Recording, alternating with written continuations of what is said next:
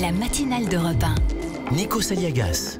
Il est 8h11, on jette un coup d'œil à l'actualité internationale avec Vincent Hervouet. Nikos. Mon cher Vincent, l'alternance se poursuit au Congo. Le vainqueur de la présidentielle a été proclamé cette nuit. Et c'est une surprise, c'est un opposant qui l'emporte.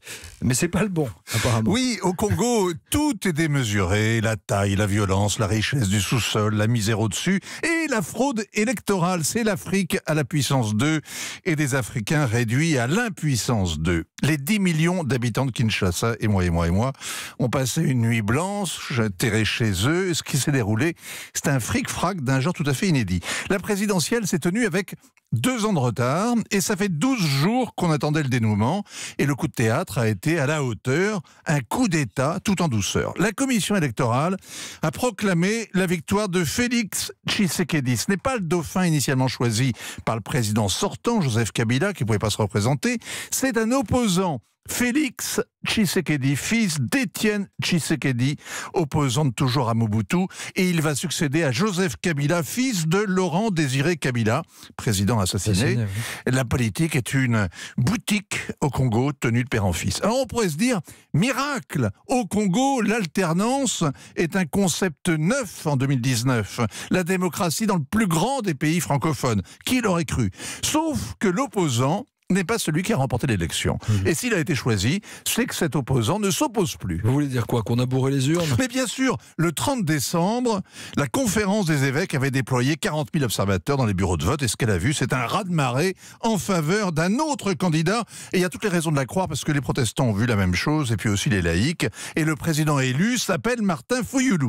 Depuis 12 jours, tout le monde le sait, mais se tait. Il faut bien respecter la commission électorale, ou alors c'est pas la peine de jouer les démocrates. Le problème de Martin Fayulu, ce sont ses parrains, 2 oligarques en exil. Le premier s'appelle Jean-Pierre Bamba. Il vient de passer 10 ans derrière les barreaux de la Cour pénale internationale avant d'être innocenté. Et puis l'autre, c'est Moïse Katumbi, ancien gouverneur de la riche province du Katanga.